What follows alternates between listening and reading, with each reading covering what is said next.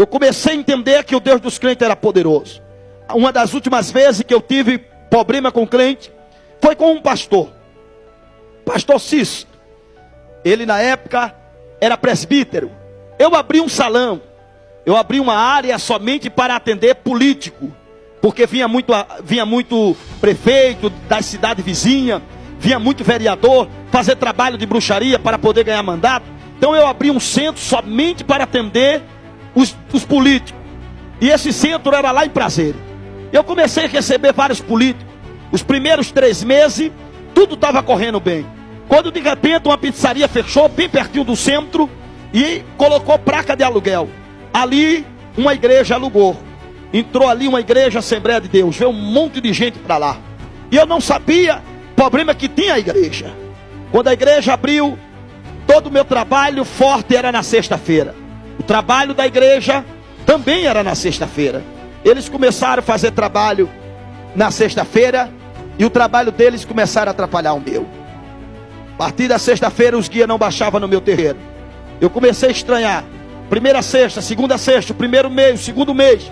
Aquilo eu fiquei sem saber o que acontecia, porque os guias não baixavam mais no terreiro. Eu peguei e liguei para Pita do Barão, lá no Codó do Maranhão, o macumbeiro mais poderoso do Maranhão. Liguei para ele e contei a situação a ele. Ele disse para mim: olha, na região aí, tem alguma igreja evangélica? Eu disse: olha, igreja não tem. Tem um salão aqui, que era uma pizzaria, e agora tem um monte de crente lá. Ele disse: esses crentes se reúnem no dia do seu trabalho? Eu disse: olha, o meu trabalho aqui é na sexta-feira, e a reunião deles também é na sexta-feira. Ele disse: o problema está aí. Eu disse: como assim? Ele disse: quando esses crentes se reúnem, o Deus dele manda seres celestiais proteger o bairro. O bairro fica fechado por seres celestiais. Os guias, entidades, não conseguem penetrar aí aonde eles estão fazendo reunião. Não dá para entrar lá. Você tem que conversar com o dono da igreja para que ele mude o dia de trabalho dele, para que não atrapalhe o seu.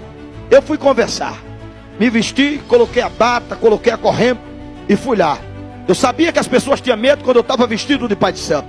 Quando eu cheguei lá com a correntona, bati, chegou um rapaz para me atender. Eu disse: moço, eu gostaria de falar com o dono dessa igreja. Quem é o dono daí? Ele disse: o dono? O dono é Jesus. Aí eu disse: eu quero falar com ele. Ele disse: mas Jesus está no céu. Eu digo: ah, você está tirando onda com a minha cara, né? Ele disse: não, você perguntou o dono aqui é Jesus. Eu digo: mas quem toma conta dessa igreja? Ele disse: ah, o responsável é o pastor Cício. Aí foi lá, chamou o pastor Cício. Desse tamanho, irmão, bem neguinho, bem pretinho, desse tamanho, mas bravo. Não tinha medo de gigante Golias, não tinha medo de demônio, nenhum tipo ele tinha medo. Bem magrinho, chegou lá, ele puxava assim, andava todo no estilo. Aí quando chegou lá para me cumprimentar, eu olhei para ele, eu disse a ele: o senhor que é o dono dessa igreja? Ele disse: não, o dono aqui é Deus. Aí eu olhei, eu digo: o senhor está com brincadeira comigo? Esse aí disse que é Jesus, e o senhor vem dizer que é Deus? Ele disse: é um dono só. O que é que o senhor quer? Eu digo: mas cadê o dono daí? Ele disse: o dono é Deus, meu filho. Aí eu disse: e o senhor é o quê? Ele disse: eu sou o responsável pela igreja. Eu digo: é o senhor que resolve tudo aqui? Ele disse: é. Eu digo: então, estou com um problema muito sério com o senhor. Isso o que é? Eu digo: você está vendo aquela placa ali? Ele disse: estou. O senhor sabe o que é aquilo? Ele disse: um centro. Eu digo: eu estou ali há muito tempo. O senhor chegou agora e o seu trabalho está atrapalhando o meu trabalho. Eu precisava que o senhor pegasse o seu trabalho, mudasse o dia dele, para não atrapalhar o meu. Pastor Cício olhou para mim assim e disse: como é que é? Mudar o meu trabalho? Eu disse: é. Ele disse: ah, rapaz, isso aí é difícil. Olhou para mim e disse: você já viu um provérbio que diz que os incomodados é que se mude? Irmão, ele era um tampinha de nada. Eu olhei para a cara dele assim, mas me deu vontade de eu dar um soco nele. Aí eu olhei para ele e disse: é o quê? Ele disse: é, os incomodados é que se mude. Eu olhei para ele e disse: então tá bom. Se o senhor não tirar, não mudar seu culto daqui, seu negócio, sua reunião daqui, durante 15 dias, vou fazer macumba para você. Você vai ficar o couro e o osso. Você vai ficar bem magrinho, não vai morrer não. Depois eu lhe mato. Aí ele disse: é mesmo? Eu disse: é. Ele disse: olha, já estou tremendo de medo. Rapaz, mas eu fiquei bravo demais com esse homem, irmão. Ele entrou para dentro da igreja, não me deu mais atenção. Eu fiquei revoltado. Chamei os macumbeiros e comecei a fazer macumba. Toma macumba em cima do Cício, toma macumba. Quando foi no domingo de manhã, eu peguei 5 cadáveres, levei para uma mata chamada Mata de Lobo, abri ele, tirei o couro do cadáver, e aquilo ali dentro do pacto da magia, no momento que o corpo do cadáver fosse secando, ele ia emagrecendo com a doença de secar mesmo, ficar doente e seco. E ali eu fiz o trabalho, tirei a pele do corpo e deixei lá. E tome macumba 15 dias. O cadáver já estava tudo seco já. Eu digo, ele deve ter morrido. Não vi mais ele. Passou 20 dias, não vi. Passou um mês, não vi. Eu com o mesmo problema. E nada de ver ele. Eu ficava lá de cima do centro para ver se via ele e não vi. Aí fui fazer um trabalho na cachoeira. Quando eu fui fazer o trabalho na cachoeira, ali veio um monte de crente, tudo vestido de branco. Ele estava vindo de um batismo que eles fizeram lá no lago. Quando vem tudo de branco, vem um neguinho na frente andando que nem ele. Só que o neguinho estava bem gordinho. Aí veio assim, aí eu parei e fiquei olhando, digo, será que é ele? Aí fiquei olhando direitinho, aí ele vem, todo animado, andando. Aí quando chega pertinho de mim, ele, vizinho! Eu olhei e disse, mas não é que é ele mesmo? Ele disse, olha rapaz, essa tua macumba é boa demais, rapaz. Eu aumentei 5 quilos. Foi-se embora, irmão, mas eu brabo, aí os outros macumbeiros perguntando o que é que ele estava dizendo. Eu digo, sei lá o que é que ele queria dizer. Mas, irmão, eu vi que não tinha jeito de mexer com ele. Eu fui conversar com ele numa boa. Eu disse, olha, o senhor me desculpe, o tratamento que eu tive com o senhor, o que eu falei, na verdade eu nem fiz nada contra o senhor. E eu queria conversar numa boa. Quanto é que o senhor quer para tirar o seu povo daqui? O senhor tem um monte de gente, o senhor pode arrumar um salão maior, eu pago. Quanto o senhor quer? Ele disse, ó, isso aí é um negócio para conversar. Aí conversou com o tesoureiro da igreja. Conversou com o tesoureiro, no outro dia me deu a resposta. Disse, olha, eu quero X.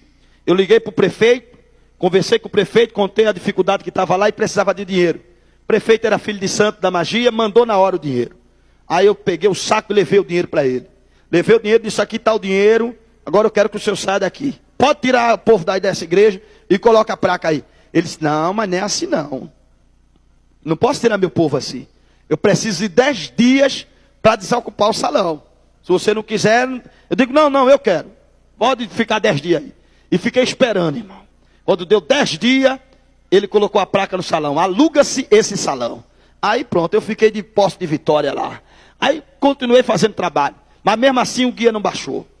Chegou a primeira sexta-feira, o guia não baixava. Eu digo, ainda isso aí, ainda é impacto daqueles crentes. Na segunda sexta-feira, eu digo que tem impacto pesado que não sai. Aí 15 dias, 20 dias, 1 mês, 2 meses. Aí eu tinha que fechar o salão porque os guias não estavam baixando, eu não estava tendo lucro nenhum no salão, no centro. Aí eu comentei com os filhos de santo lá. Eu disse, se o problema estava sendo esse danado dessa igreja aí, eu tirei a igreja, mas o problema continua. Aí ele disse, oxe, a igreja que estava aqui, ela saiu, mas saiu para outra rua. Eles tinham um templo lá, uma igreja construída, só que estava faltando pôr o teto e colocar o piso. Não sei onde arrumar dinheiro, no instante colocaram o teto e o piso. Crente não é bobo não, irmão.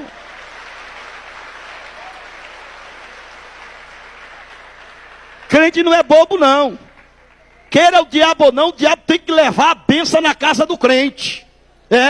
Você pensa que o rei faraó colocou o anel no dedo do José porque ele quis? Não, ele colocou porque Deus mandou ele colocar. Se Deus quer te dar vitória, o ímpio vai levar na tua casa a tua bênção. Deus é tremendo e terrível.